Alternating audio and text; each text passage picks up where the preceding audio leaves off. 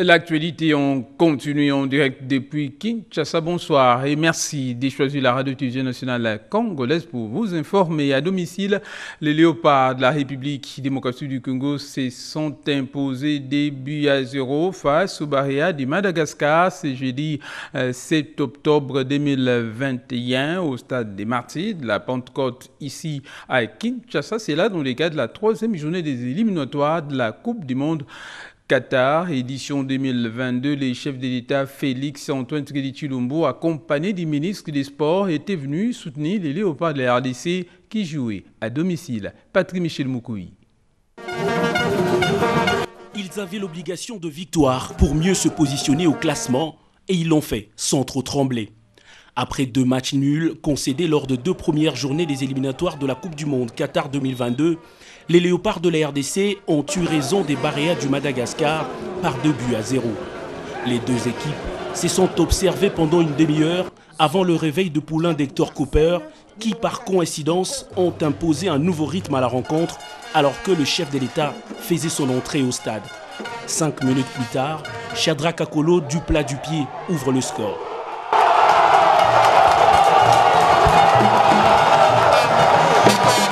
Dans un stade vide, pas difficile d'apercevoir le président de la République célébrer le premier but. Les léopards, qui ont maintenu leur avance jusqu'à la mi-temps, sont revenus en seconde période avec de meilleures intentions. 64e minute, Edo Kayembe est fauché dans la surface de réparation, l'arbitre siffle pénalty. Dieu merci Mbokani, capitaine du jour, choisit le côté gauche du gardien et signe le but du break. Deuxième but de la République démocratique du Congo, inscrit par Dieu merci Mbokani. Le filet ne tremblera plus jusqu'à la fin du match et les léopards signent leur première victoire qui les classe en 2e position avec 5 points à 2 longueurs du leader, le Bénin. Avant de quitter le stade, le premier sportif congolais se rend au vestiaire pour encourager les joueurs. Un long moment d'échange avant de rappeler au sélectionneur sa mission première, celle d'emmener le pays au Qatar en 2022. Un objectif qui passe par la prochaine rencontre face aux Barréas du Madagascar à Antananarivo dans 3 jours. Cette rencontre a permis au président de la République Félix Antoine Tshisekedi Tshilombo d'apprécier les travaux réalisés dans ce stade fermé au public depuis de nombreux mois. Le président de la République, Félix Antoine Tshisekedi Tshilombo, a reçu une audience à la cité de l'Union africaine, délégation de la MONUSCO, des forces armées de la République démocratique du Congo, venue lui faire part du compte rendu des opérations conjointes d'envergure menées dans l'est du pays. Reportage. Situation sécuritaire dans l'est de la République démocratique du Congo, les opérations militaires sont en cours. Le compte rendu des activités conjointes des forces armées de la RDC et de la MONUSCO a été présenté au chef de l'État, commandant suprême des FARDC Félix Antoine Tshisekedi Tshilombo, au cours d'une rencontre qui a réuni à la Cité de l'Union africaine le représentant ad intérim du secrétaire général de l'ONU en RDC Kassim Diagne, le commandant de la force de la MONUSCO, le lieutenant-général Afonso Dacosta et quelques officiers du côté onusien, ainsi que la délégation des FARDC avec en tête le chef d'état-major général, le général d'armée Célestin Bala. La volonté politique manifeste, l'engagement des forces sur le terrain rassure, indique le patron intérimaire de la MONUSCO. Le chef suprême des armées, garant du bon fonctionnement des institutions de la République, donc il avait souhaité que périodiquement nous venions au niveau de la MONUSCO lui faire donc un compte rendu de nos activités conjointes avec les forces armées congolaises. Je souligne par ailleurs que d'ailleurs dans la salle il y avait aussi l'état-major de l'armée congolaise et donc nous avons rendu fidèlement au chef de l'État de récentes activités conjointes d'opérations de neutralisation des forces armées et des bandes armées à l'est du pays. Et à la suite de cet échange, nous avons reçu donc des directives, des instructions et des conseils d'aller de l'avant de la part du président de la République. Et donc nous sommes entièrement satisfaits et nous repartons en tout cas confiants que la collaboration qui existe déjà et qui est déjà assez avancée entre la MONUSCO et les forces armées congolaises va se renforcer. La situation est encore fluide, comme vous le savez, des opérations militaires sont en cours, ça prendra du temps, ça prendra le temps qu'il faudra, mais en tout cas il y a une volonté politique manifeste, c'est aussi une volonté, en tout cas un engagement fort des forces en présence sur le terrain, les forces de la MONUSCO et les forces de l'armée congolaise. Et donc ça évolue. Je puis vous assurer, en tout cas avec l'engagement commun qui vient d'être réaffirmé en présence du chef de l'État, nous allons de l'avant. Le commandant de la force de la MONUSCO a abondé dans le même sens, saluant l'engagement commun des forces sur le terrain. Vraiment, j'ai vu sur le terrain un effort bien clair des forces armées congolaises, avec le support de MONUSCO, bien sûr, pour vraiment changer la donnée sur le terrain. Il y a beaucoup de renforcements de troupes qui sont là, qui viennent de Kisangani, qui viennent d'autres lieux. Plus d'officiers, plus de troupes entraînées. Et vraiment, je veux une planification stratégique cohérente. Et ça me donne vraiment la expectative que les choses vont améliorer sur le terrain avec peu de temps. Et dans le reste de l'actualité, récemment retouché, les célèbres Liboulou Manzengele fait surface avec des nids de poules sur la route de l'université Oscar Balkaïj. Encore un cauchemar pour les habitants de la commune d'Engaba. Un trou béant connu sous le nom de Liboulou Manzengele. Des tristes mémoires refait surface après des travaux d'Hercule effectués à cet endroit il y a quelques années. Les usagers de l'avenue de l'université, sur les tronçons compris entre le rond-point Ngaba et le marché Kianza, pointent un doigt accusateur à l'entreprise qui avait réfectionné cet axe routier. Cette route a été réhabilitée il y a de cela quelques temps, mais curieusement, nous sommes étonnés de revivre encore ces nouveaux calvaires. Nous souffrons avec nos véhicules, les rotules et les lames se cassent à cause de l'état de cette route de Manzengele, alors qu'elle est d'une importance capitale. Emprunter ces tronçons routiers pendant les heures de pointe signifie retarder son parcours de 2 heures à la suite des bouchons et oublier ses urgences. Les habitants environnants s'en remettent aux autorités compétentes.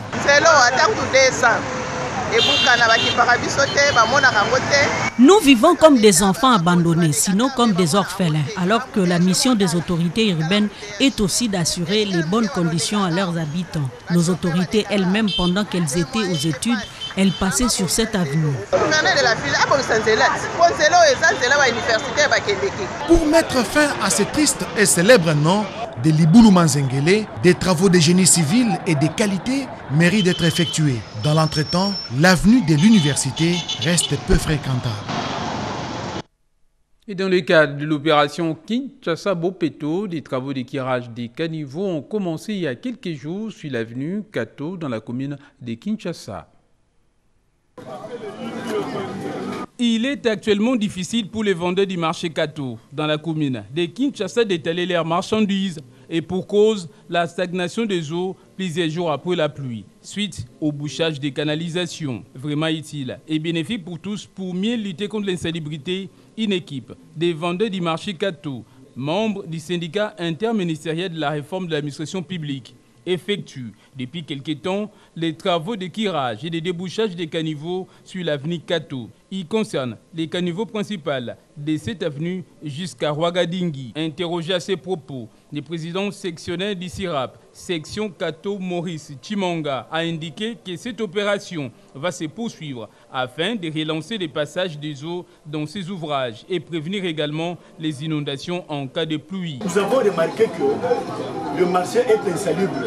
C'est ainsi que nous, en tant que vendeurs, en tant que syndicat aussi, nous avons sensibilisé nos membres pour que nous puissions faire ce travail d'assainissement dans le cadre des soutiens de par son excellence le gouverneur de la ville, Jatini Boubila, pour soutenir ces actions par rapport à la vision Kinbopeto. L'administrateur des cellules de négoce, José Loboamata, a loué et salué cette opération spéciale Salongo. Il a profité de cette occasion pour sensibiliser les vendeurs du marché Kato et d'autres à éviter de jeter les ordures dans les canalisations d'eau, car le bouchage des conduites d'eau détruit la chaussée. Comment améliorer les conditions de détention des prisonniers de la RDC? La question a fait l'objet d'un examen approfondi entre experts de la justice, les responsables des prisons ainsi que les différents partenaires de la RDC. Explication, Eric Abomba. Autour d'une même table, le membre du comité international de la Croix-Rouge, les experts du ministère de la Justice et les responsables des établissements pénitentiaires. Ces trois parties réfléchissent en présence de la ministre d'État en charge de la justice sur comment améliorer les conditions carcérales des prisonniers en RDC. Le CICR, qui avait déjà publié un rapport au mois de juin dernier, va remettre sur la table de ces discussions ces rapports pour des éventuels changements. Objectif, identifier conjointement tous les problèmes affectant le système pénitentiaire en vue d'entreprendre des réformes nécessaires sur cette question. Au nombre de problèmes détectés figure la surpopulation carcérale ainsi que le manque criant d'alimentation. Les experts du CICR remercient la ministre d'État Rose Mutombo qui, depuis son arrivée, ne cesse de mener des actions visant le respect des droits des détenus. Cette ouverture au dialogue de la part de votre ministère a permis à ce que certaines avancées soient accomplies sur des dossiers d'intérêt commun, tant pour le ministère de la Justice que pour le CICR. Nous nous réjouissons des travaux à venir de ce groupe de travail, afin que nous puissions ensemble contribuer à l'amélioration de la vie des personnes détenues. Rose Mutombo, qui a ouvert ses assises, a appelé les participants à un examen minutieux pour élaborer un document de fond qui permettra aux décideurs dans la réalisation de ces réformes. Démocratique du Congo, en même temps, président de la fondation qui porte son nom, Denis Nyakero Tshisekedi, est à Kenge en vue d'aider les enfants avec des objets scolaires et remettre également quelques fournitures à l'hôpital général des références de Kenge. Reportage. Ma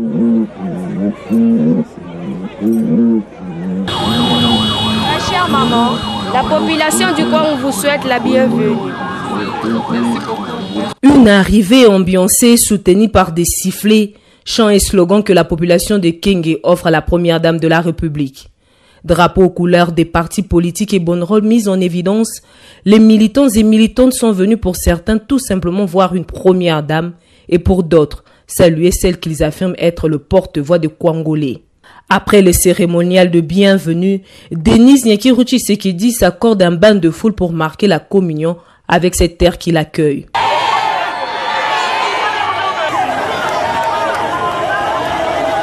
Tout le monde est en ébullition, c'est une première. Je pense que ce qu'elle fait, ça ne vient pas seulement le fait qu'elle soit première dame qu'elle vienne ici. Nous suivons à la télé, nous suivons partout ses œuvres caritatives, l'excellencia, le programme de bourse, son assistance envers les femmes, les filles mères, son assistance à la santé, tout.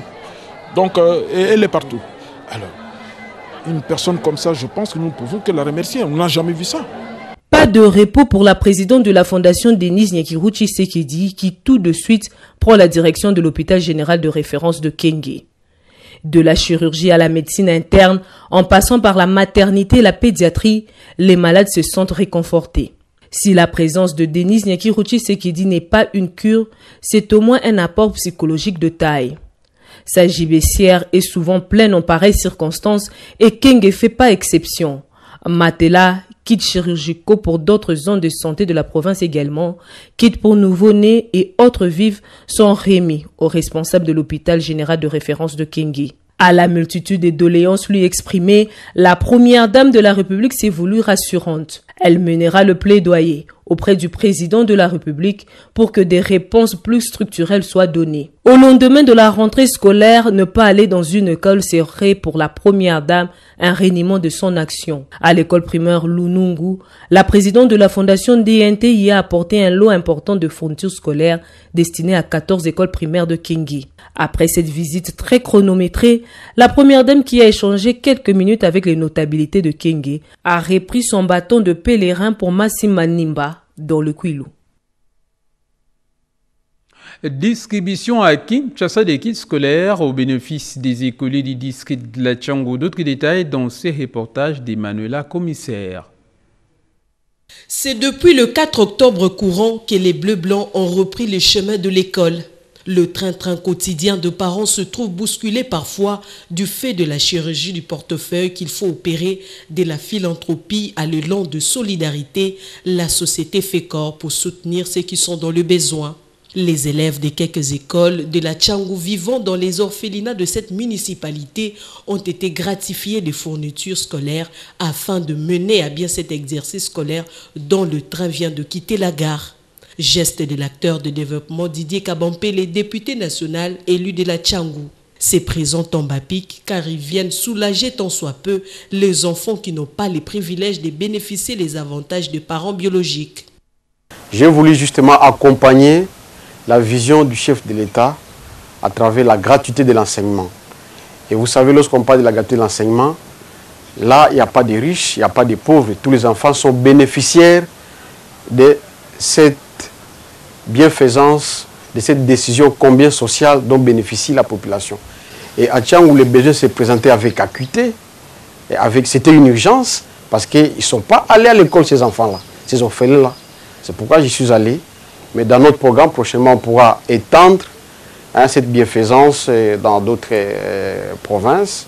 Des femmes fragilisées par la disparition de leurs époux ont trouvé de l'assistance. Le lit national de la Tchangou leur a offert des kits alimentaires pour le foyer. Elles ont également reçu un appui au petit commerce.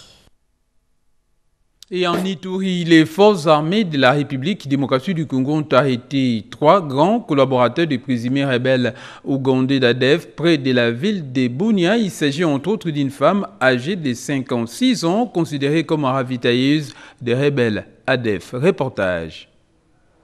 Tête à moitié voilée, Madame Kavira, 56 ans révolue, résidente à Bunia, a été arrêtée à Mahagi par le service de sécurité avec 3 cartes de l'électeur congolais et une carte d'identité ougandaise avec sa photo, mais de noms différents. Plusieurs couteaux dont les poignards militaires ont été découverts dans son sac.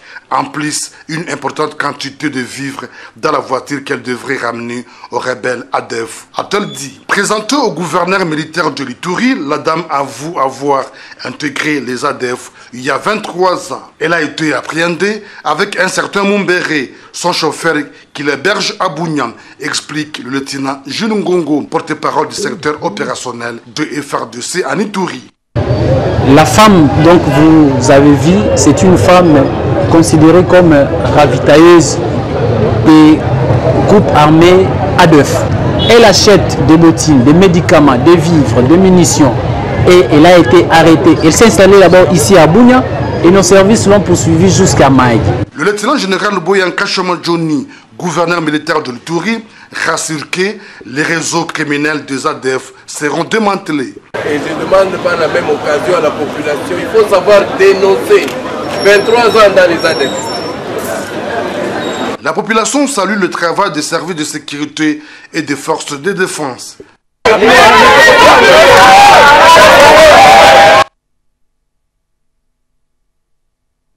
1,5 milliard de dollars américains. Cette somme sera débloquée en 2022 par les bailleurs des fonds pour renforcer les agriculteurs de Rutshuru et des Massissi, affirmation du ministre de l'Agriculture Désiré Nzinga lors de la cérémonie des poses, la première pierre pour la construction d'une installation d'entreposage des produits vivriers à Rutshuru. Explication Marthe Mangaza.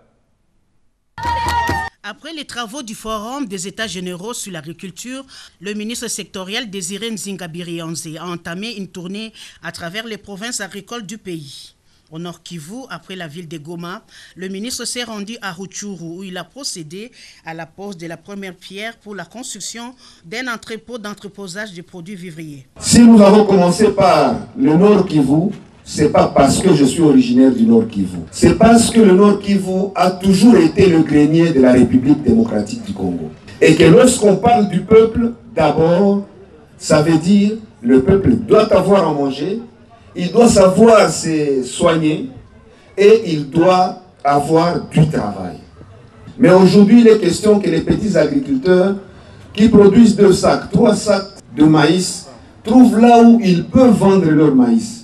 Considérez cet endroit comme le centre des négoces du maïs. Dès l'année prochaine, 1,5 milliard de dollars américains seront injectés à Rutshuru et à Masisi avec les concours des bailleurs internationaux.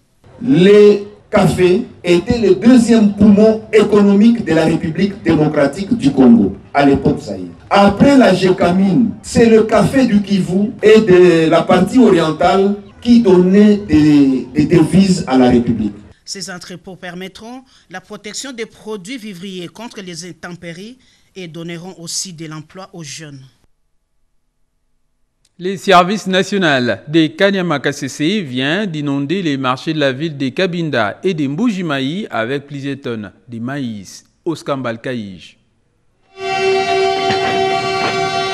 Cette locomotive de la Société nationale des chemins de fer du Congo, SNCC, tire derrière elle toute une longue rame de wagons. Elle contient des milliers de tonnes de maïs issus du centre pilote de Kanyama-KCC dans la province du Olomami. Il faut être prudent à l'ouverture de ces wagons pleins de maïs blanc et jaune cultivés par les bâtisseurs du service national encadrés par le général-major Jean-Pierre Kassongo Kabouik. Parmi eux, des ex-inciviques, autrefois appelés Koulouna. Les vifs remerciements auprès du président et celui qui a envoyé ce projet. Et puis nous continuons maintenant à signifier le monde à ce qu'il est reconnaissant par rapport à son peuple. Et tel qu'il est reconnaissant, nous continuons encore à l'amener à gagner un deuxième mandat pour qu'il puisse continuer avec ce projet. Ça, c'est vraiment une part de remerciement et reconnaissance. Il a fallu près d'une semaine pour décharger ces sacs de maïs grâce à une main-d'œuvre locale recrutée à Mweneditu, province de l'Omami, et les charger par la suite dans ces camions 12 pneus 4x4 loués pour la circonstance. Cet exercice s'est effectué des jours comme des nuits avec comme destination finale Mbujimayi Wabalengela, chef-lieu de la province du Kasaï oriental. Motif de satisfaction pour la population locale qui a salué la vision du chef de l'État Félix Antoine Tshisekedi Tshilombo, celle du peuple d'abord. La Hongrie, la Serbie et les Soudans du Sud veulent redynamiser leur coopération avec la République démocratique du Congo. Les représentants de ces pays l'ont dit au vice-ministre des Affaires étrangères au cours des audiences les raccordées. Reportage. Un agenda surchargé pour le vice-ministre des Affaires étrangères, c'est jeudi 6 octobre 2021. Sami Adoubango a reçu en premier le représentant pays de l'UNICEF. Cet émissaire du Fonds des Nations Unies pour la France a fait part au vice-ministre congolais de l'ultime exhortation adressée au gouvernement central, celle de doter à l'UNICEF d'une concession devant officiellement abriter le siège de cet organisme spécialisé de l'ONU. La question du renforcement de relations bilatérales entre la Hongrie et la RDC dans plusieurs domaines était sur la table de discussion entre les numéros 2 de la diplomatie congolaise et les secrétaires d'État hongrois chargés des affaires humanitaires et développement durable. Le vice-ministre Sami Adoubango Aoto a par après reçu le nouvel ambassadeur extraordinaire et plénipotentiaire de la République de Serbie. Le nouveau diplomate serbe en poste à Kinshasa est venu lui présenter les copies figurées de sa lettre de créance avant de rencontrer très prochainement le président de la République, Félix Antoine Tshisekedi Tshilombo. C'est avec l'ambassadeur du Soudan du Sud que le vice-ministre des Affaires étrangères a bouclé sa journée de travail. Sami Adoubango voulait avoir toutes les explications sur l'arrestation des 3 Congolais au sol soudanais. Trésor Bagayamuki Biamungu a été décoré ambassadeur international de la jeunesse pour la paix par le Conseil international pour la paix des nations et des continents. Reportage. C'est un nouveau porte-étendard de la paix universelle. Trésor Bagayamukwe Biamungu a été honoré par le Conseil universel pour la paix des nations et des continents CULPAC en sigle, en lui attribuant le titre honorifique d'ambassadeur international de la jeunesse pour la paix. Au cours de la cérémonie de réception du titre, le repromu a pris la mesure de sa responsabilité dans une fonction qui nécessite un don de soi. C'est pour nous un honneur de nous retrouver dans ces sites prestigieux de la diplomatie congolaise suite à notre élévation au rang d'ambassadeur international de la jeunesse pour la paix par le Conseil universel de la paix des nations et des continents, CULPAC en sigle. Nous acceptons notre mission, non pas comme un héros, mais comme un humble serviteur de la paix. Le moment est opportun pour nous, jeunes, de jouer un grand rôle dans la vision du chef de l'État, son Excellence M. Félix Antoine Tshisekedi, président de la République démocratique du Congo et président de l'Union africaine dans son combat pour la paix, les antivaleurs et l'état des droits. Le Conseil universel pour la paix des nations et des continents CULPAC contribue par ses titres à la mobilisation mondiale pour l'entente des hommes. Le choix de Trésor Bagaya Mukwe est un moyen de cultiver la paix dans l'esprit de la population juvénile qui est majoritaire à l'échelle mondiale. Et il s'est tenu à Kinshasa l'initiative de l'Institut national de la statistique, de l'atelier de vulgarisation des statistiques de la République démocratique du Congo. Présenté officiellement au mois de septembre dernier par le ministre d'État, ministre du Plan Christian Mwando, l'annuaire statistique de la République démocratique du Congo édition 2020 amorce sa phase de la vulgarisation ce jeudi 7 octobre 2021 dans le but de conscientiser le producteur de statistiques. C'est là afin de répondre aux attentes du gouvernement.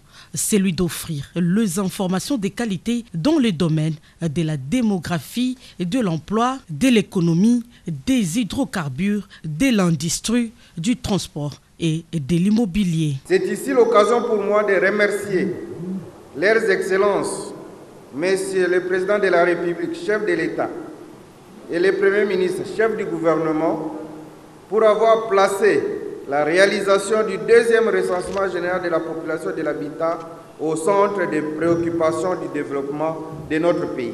Nous procédons en même temps au lancement de la collecte des données pour l'édition 2022. Je lance un appel à l'ensemble des partenaires pour soutenir l'INS dans ses efforts de produire régulièrement l'annuaire statistique.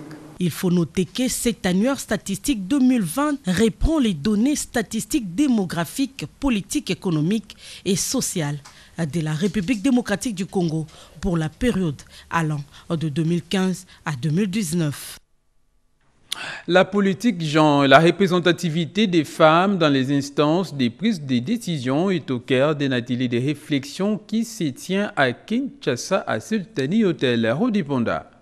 La collaboration entre hommes et femmes dans la profession est un élément incontestable dans le cadre de la politique du genre au sein des différents services. Ayant constaté le besoin de représentativité genre, le Bureau central de coordination et de contrôle BCECO, qui veut s'inscrire sur l'échiquier mondial, a organisé une matinée d'échange pour discuter sur l'égalité des genres, pour le développement intégral qui prend en compte le droit des uns et des autres. C'est tout l'objectif poursuivi au cours de cet atelier de réflexion consacré dans les traitements genre. L'égalité s'apprend, l'égalité se partage. Selon le professeur Nathalie Vouminina Kabanda, consultante en genre au sein du BCECO et oratrice du jour, la représentativité des femmes est une nécessité. Au sein de BCECO, nous avons constaté qu'il y a vraiment cette nécessité-là d'hisser également la femme au poste de commandement. En tant que femme, nous devons aussi agir ensemble avec les hommes pour faire connaître nos droits et c'est important que l'homme et la femme agissent ensemble. À la clôture de ces assises, le directeur général AI du BCECO, Gaspard Kabongo Mukise, a encouragé les femmes à aller de l'avant. Pour les femmes du BCECO, nous les encourageons à se battre pour remplir les critères, se former davantage, travailler d'arrache-pied sans considérer que la femme est inférieure à l'homme. À l'issue de ces échanges, les participants, hommes et femmes, ont pris conscience du rôle de la femme dans le travail. Et plus jamais, la femme doit continuer à se victimiser. Le nom vient maintenant à cet atelier de restitution du rapport d'enquête sur l'exploitation sexuelle des filles mineures. Limité Pakadjouma est tristement célèbre, à tort ou à raison, pour la promiscuité et la débauche qui y battent leur plein. Ce que l'on ne dit pas beaucoup, c'est que les filles mineures s'y font exploiter sexuellement par ignorance, par misère ou par pur proxénétisme. Une organisation de l'AIFED, en collaboration avec la VIFEM, structure du ministère du genre, famille et enfants, et grâce au financement de l'Agence de prévention et de lutte contre la traite des personnes, APLTP en sigle, a réalisé une enquête dont le rapport a été présenté au public. Une des formes de la traite des personnes qui passe inaperçue pour les non-initiés. alors que le protocole additionnel à la Convention des Nations Unies contre la criminalité transnationale organisée est pourtant formel en parlant de l'exploitation. Elle est une atteinte à la dignité humaine. Elle exploite les personnes les plus vulnérables, notamment les femmes, les filles, les enfants. Il est un devoir pour chaque citoyen du monde de contribuer à l'éradication de ces fléaux de traite des personnes, quelle qu'en soit la forme et en tout temps. Remise d'un don de médicaments aux différents centres de santé de la province du Lualaba. C'est par l'hymne national que s'est ouverte cette cérémonie officielle de remise de médicaments génériques destinés aux 210 formations sanitaires que compte le Lualaba. Une cargaison d'environ 40 tonnes de consommables escortés ces jours par la société pharmaceutique industrielle purement congolaise Fatkin, qui a, au travers son directeur général Dona Kambale, fait ses preuves dans le cadre du programme d'appui au système de santé en RDC financé par la Banque mondiale depuis 2017, a dit son représentant à la cérémonie. Dès sa création, le laboratoire pharmaceutique Fatkin s'est fixé pour mission de rendre disponibles et accessibles les médicaments essentiels génériques de bonne qualité, ainsi que les matériaux médicaux sur toute l'étendue du territoire national. Dans son speech fait au nom du vice-gouverneur et gouverneur intérimaire, le ministre provincial en charge de la santé, Jules Kabuit, a remercié la Banque mondiale tout en saluant le travail abattu par Fatkin dans ces processus. J'exprime ma reconnaissance à la Banque mondiale qui finance le projet PDCS et permet à la province du Lualaba de bénéficier des appuis importants au travers de l'approche de financement basée sur les performances des 210 formations sanitaires de cette province. Ces médicaments seront acheminés dans les 14 zones de santé du Lualaba. Et dans la recherche du bien-être de la population du Kasaï oriental, le député national Eric Ngalula Ilunga a rencontré les membres du bureau de l'Assemblée provinciale de cette partie du territoire national. Rodépanda. La province du Kasaï oriental attend de nouveaux dirigeants à la tête de la province, à l'instar d'autres provinces qui se préparent aux élections de gouverneurs. Pour assurer un climat apaisé, en prélude de cette élection, le bureau de l'Assemblée provinciale du Kasaï oriental a échangé avec le député national Eric Ngalula Ilunga en séjour dans la ville de Mbujimaï pour soutenir la gratuité de l'enseignement, lui-même candidat au poste de gouverneur du Kasaï oriental. Le plus important, c'est le développement. Se mettre ensemble pour reconstruire cette province longtemps oubliée. Lorsqu'il y a une harmonie, le développement, les investisseurs, l'emploi, l'énergie, tout ce que vous pouvez dire va suivre. L'élu de Lupatapata s'est tour à tour entretenu d'abord avec le vice-président de l'Assemblée provinciale, puis avec le président Kabongo Malebongo, à qui il a adressé ses félicitations pour son élévation à la tête de cet organe délibérant du Kasaï oriental. Pour Eric Ngalula Ilunga, c'est dans l'harmonie que le Kasaï de l'Est connaîtra son véritable envol. C'était l'occasion de confirmer sa candidature au poste de gouverneur. J'ai déposé ma candidature comme gouverneur de la province du Kasaï oriental auprès de la commission électorale permanente de l'UDPS. Je suis membre de l'UDPS, c'est le parti qui décidera pour retenir un seul candidat. Notez que 2 ans et demi après la première alternance démocratique, le Kasaï oriental peine toujours à décoller. Et au cours d'une réunion tenue à Kinshasa, l'intersyndicale de l'enseignement primaire, secondaire et technique a pris l'initiative de procéder au remplacement de son comité dirigeant afin de désamorcer la crise. Propos recueillis par Odépanda. Les revendications des enseignants ont bénéficié d'une attention favorable de la part du gouvernement avec un ajout de 40 000 francs congolais. Pour les enseignants, vaut mieux 1 que 0. Mais la satisfaction ne sera atteinte qu'avec l'application des accords de Bibois. À propos du dysfonctionnement observé au sein de l'intersyndicale, la majorité a opté pour la destitution de l'équipe dirigeante pour la remplacer par un comité provisoire. Après avoir passé en revue l'ensemble des préoccupations qui justifient l'actuelle crise au sein de l'intersyndicat de l'EPST, la majorité des syndicats membres de l'intersyndicat de l'EPST ont noté ce qui suit comme principaux griefs retenus à charge de ces bureaux.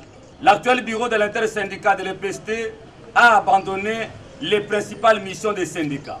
La recherche constante des intérêts égoïstes et non d'ordre général par le bradage des acquis de la commission paritaire de Bibois, le bureau de l'intersyndicat de l'EPST a brillamment failli dans les préparatifs des assises de la commission paritaire gouvernement de la République, banc syndicat de l'EPST, dont les travaux sont suspendus.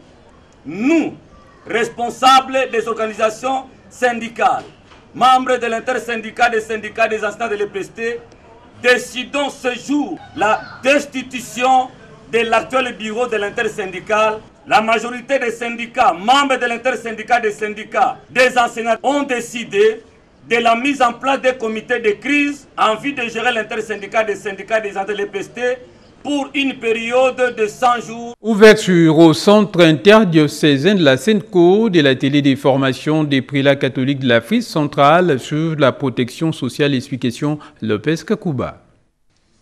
Ce jeudi 7 octobre 2021, les princes de l'Église catholique venus du Burundi, du Rwanda et ceux de la République démocratique du Congo sont en session de formation sur la protection sociale. Après plusieurs interventions, notamment du président de l'Association de conférences épiscopales de l'Afrique centrale, de l'archevêque de Kinshasa, du représentant de l'ambassade de Belgique et tant d'autres, le directeur des cabinets de la ministre de l'Emploi, Travail et Prévoyance sociale a ouvert les travaux de cette session en ces termes. Nous trouverons des voies et moyens d'apporter notre collaboration en associant évidemment nos partenaires techniques et financiers pour que nos pays de la sous-région ne restent pas à la traîne et que nos contributions dans l'effort de l'humanité d'élargir la protection sociale pour tous soient évidentes à travers l'amélioration de nos indicateurs. Pour l'archevêque de Kinshasa, l'éminence cardinal Fridolin Ambongo, la population doit être prise en charge par l'État. Nous sommes ici pour réfléchir qu'est-ce que nous pouvons faire ensemble pour promouvoir, tant soit peu, la protection sociale de notre peuple. Je crois que tout ce que nous aurons à dire ici, il va répercuter au gouvernement et qui en fera bon usage.